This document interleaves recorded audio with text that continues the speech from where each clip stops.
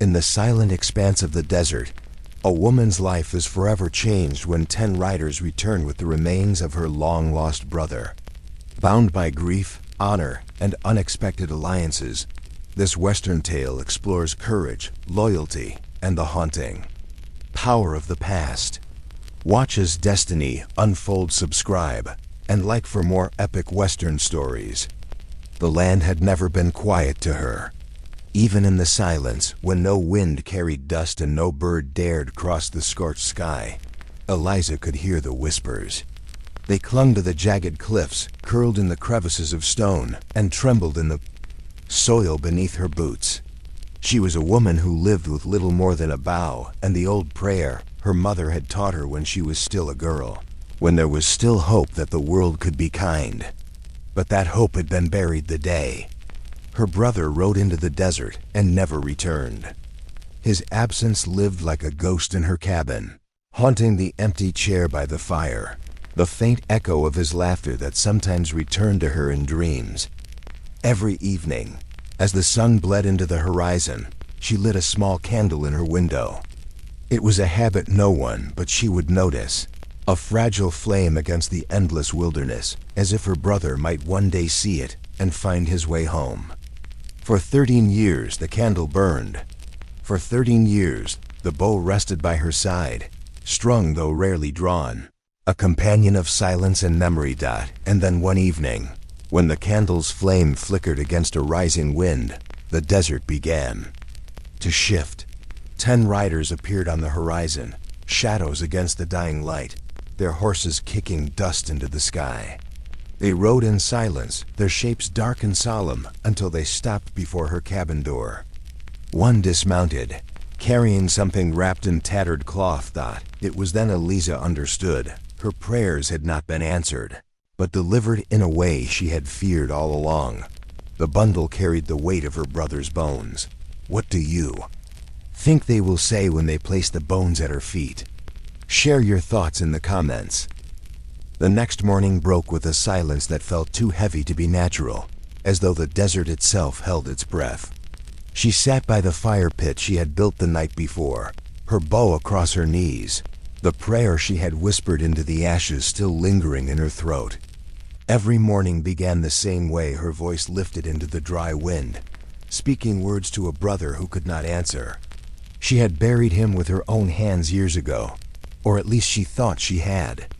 The grave lay shallow on a ridge near the riverbed, stones stacked carefully, a marker she visited each dawn as though to remind herself she was not alone. But the truth was heavier. She had never been certain the bones beneath that dirt were his. What the raiders had left behind that night had been fragments, pieces she gathered in the dark, guided only by her grief. She had convinced herself they were his because to admit otherwise would have broken her. That morning, as the first light crawled over the sacred hills, she felt a shift in the air. The silence cracked beneath the sound of hooves. Slow, steady, deliberate. 10 riders, their silhouettes etched against the growing sun, moved with purpose. She rose, bow in hand, her pulse echoing in her ears. The riders did not carry weapons drawn. Instead, something wrapped in cloth was balanced across 2 saddles, long and narrow, the shape unmistakable. Bones. Her throat tightened, her breath faltered. For years she had prayed for answers, and now they were riding straight toward her answers she feared as much as she longed for. She did not move as the riders drew closer, her bow tight in her hand, though the string quivered more from the tremor in her arm than the wind. The Comanches slowed when they reached the base of the ridge, their horses shifting restlessly as if aware of the weight they carried. No weapons were raised, no shouts broke the air, only a grave stillness hung between them. The leader, a tall man with hair bound in braids that swayed against his chest, lifted a hand in quiet greeting. His face was lined not by age alone, but by the kind of grief she recognized too well. He spoke in his own tongue first, words carried low and steady. She could not understand them, but she felt the tone, reverence, sorrow, acknowledgement. Then, in fractured English, he said, "Sister, we bring what belongs to your blood." Her stomach twisted. The bundle swayed gently as the horse shifted, the cloth stained and frayed by time. Every instinct told her to step back, to deny what her eyes already knew, but her feet carried her forward anyway, down the ridge, one slow step at a time. The air between them tightened, every breath shallow, until she finally stood only a few yards away. The leader dismounted, lowering his gaze as though standing before a grave. With careful hands, he reached for the bundle, untying the ropes that held it steady. She wanted to shout, to beg him to stop, to let her keep believing in the shallow grave she had dug years ago. But her voice refused to rise, her throat locked by a truth that waited to be spoken aloud. The world seemed to hold its breath as the cloth loosened, its folds falling away to reveal pale fragments of bone bound together by strands of leather and faded beads. Time had hollowed them, sun and wind had stripped them clean, yet the shape was undeniable, a human form. Her knees weakened, the earth itself feeling too unsteady to bear her weight. She forced herself not to turn away, not to close her eyes, for part of her had always feared this moment, while another part had longed for it. Her brother, her only blood, had vanished into the land years ago, swallowed by Comanche riders, and the silence of unanswered nights. She had buried the memory with stones and prayer, but now here it was, lifted before her like an offering. The leader's voice cut gently through the searing quiet. He was warrior. He fought strong. He died with honor. His English was broken, yet the cadence was reverent, almost tender. He placed the bones on a hide spread across the sand, kneeling beside them as if in ceremony. The others dismounted, forming a half circle, their gazes solemn but unthreatening. One young rider lowered his head and spoke in his own tongue words, spilling like water, steady and mournful. She could not understand, yet she felt the weight of ritual, the way grief and respect intertwined. Her bow lowered, almost forgotten in her hand. The sight of the bones dragged her back into memories. She had tried to drown her brother's laughter, echoing against canyon walls, his hand steadying hers when she first learned to shoot, the promise he whispered before leaving. "I'll come back." She had waited, then stopped waiting. She had grieved, then forced herself not to grieve. Now, all of it returned, sharper than the sun overhead. The desert spun in silence around her, and for the first time in years, her heart dared to ache without defense. The desert cooled under the weight of dusk, shadows lengthening across the jagged stones as Eliza knelt beside the bundle that had changed everything. Her brother's bones, delivered like an offering and a curse, rested in her lap, wrapped in weathered cloth and leather that smelled of dust, smoke, and grief. She had not yet dared to unravel it, to look upon what remained of the boy she had once chased through meadows and rivers, the boy who had carried a bow almost too large for his arms, the boy who had promised her he would never leave her. Now, he had returned, though not in the way she prayed for, and the weight of those prayers pressed against her chest until her breath came shallow and sharp. The 10 riders stood in silence, their figures like statues carved from the desert's twilight, neither intruding nor retreating. Their presence carried an unspoken command that she must choose what to do with what they had returned. Each face in their circle bore the same solemn gravity, as though they too carried the burden of her brother's bones. She wanted to demand answers, to ask why they had brought him back now, after all these years, after so much silence, but her voice trembled and broke into the dry wind. Instead, she clutched the bundle to her chest, bowing her head in a prayer not spoken aloud, one stitched from fragments of faith and fury. Somewhere in that prayer was a promise that she would not let his death or his return be in vain. The desert seemed to listen, its vastness holding her grief like an echo, and the riders waited, knowing her choice was not yet ready to be made, but inevitable all the same. The fire crackled low, its glow casting long shadows across the stony walls of the canyon where they had chosen to rest.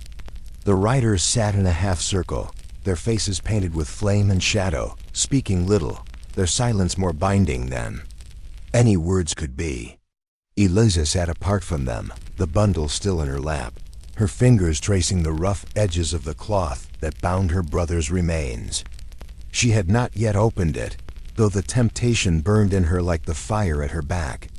It was not fear that held her. She had lived long with ghosts, but the knowledge that once she looked, she could never unsee, never return to the fragile. Hope that perhaps he still lived somewhere beyond the horizon. The men spoke at last, one voice carrying above the others, deep and weathered, a voice that seemed older than the desert itself. He told her they had sworn an oath long ago, bound not by conquest but by blood shed beside her brother, blood that stained them as surely as it stained her. They had fought with him and for him, and when he fell, they carried his memory like a burden none could set down. Now, in returning his bones, they were giving back more than flesh, they were returning a promise. Eliza felt the weight of their words settle upon her, heavier than the night. The desert sky glittered with stars, vast and unblinking, as if the heavens themselves bore witness to this oath, to this moment suspended between grief and duty. She realized then that the men did not simply bring her brother home, they had come to bind her to the story he had left unfinished. When the first pale strokes of dawn stretched across the desert, Eliza's hands at last betrayed her resolve. She knelt upon the cold sand, her breath shallow as she loosened the knots in the faded cloth. The bundle unfurled slowly, each fold falling away with the quiet finality of years gone. Within lay what was left of her brother bones, weathered and clean, the skull still bearing the faint marks of violence that had ended his life. Her throat constricted, not from surprise, but from the collision of memory and reality.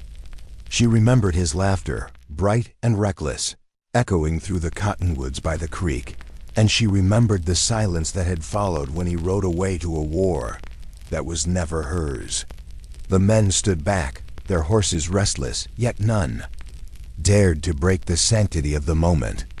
It was not for them to speak, it was hers to bear. She lifted the skull with trembling fingers, pressing it close to her chest, and for an instant, the world stilled. No wind stirred, no bird cried. Only her heartbeat filled her ears, pounding like war drums. The riders exchanged solemn glances, and the eldest among them finally spoke, that her brother had not died in vain, that he had been called kin among them, and that his story was now hers as well. Eliza's tears darkened the sand as she laid, the bones gently before her. The light grew stronger, spilling over the desert like a benediction, and she knew she stood at the threshold of something greater than her grief, a truth buried not only in the earth, but in blood and memory. The fire cracked softly, its warmth casting long shadows across the circle of men and the lone woman who now sat among them. Eliza had not spoken since dawn, since the moment she had unwrapped her brother's bones, but her silence was no longer the silence of grief alone, it was the silence of listening. The Comanche elder, his face marked by lines as deep as canyon walls, spoke in a steady rhythm, his words carrying the cadence of an old prayer. Through broken English and the soft echo of his native tongue, the story unfolded. Her brother had not been taken as an enemy, but as a captive who became more than what war had demanded. He had lived among them, fought beside them, and though he bore the mark of a white man, he had been given the honor of a warrior. The elder's voice deepened when he spoke her brother's Comanche name, a name she could barely form on her lips. Yet it settled into her heart as though it had always belonged there.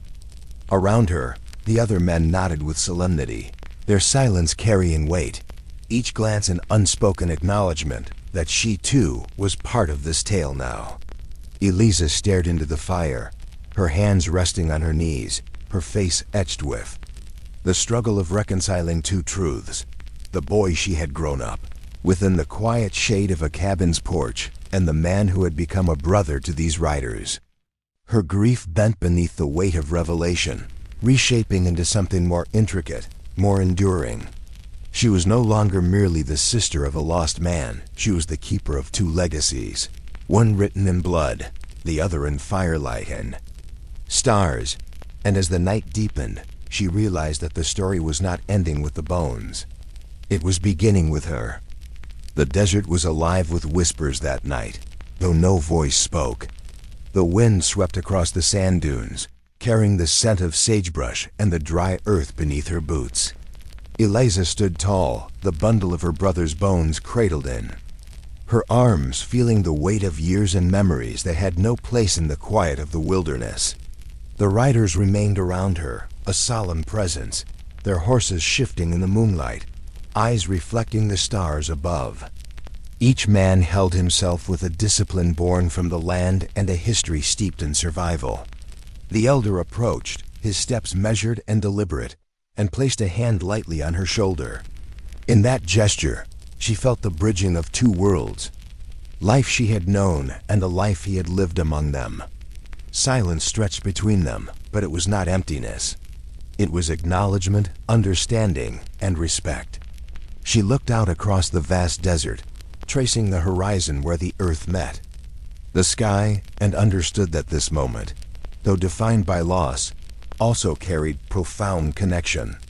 Her brother had returned to her, not as the boy she remembered, but as a part of a larger story, one woven with loyalty, courage, and unexpected kinship.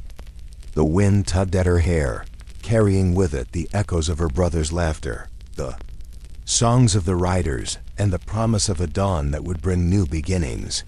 For the first time in years, Eliza felt a stirring of hope, as though the desert itself bore witness to her transformation and the enduring bond she now shared with the Comanche.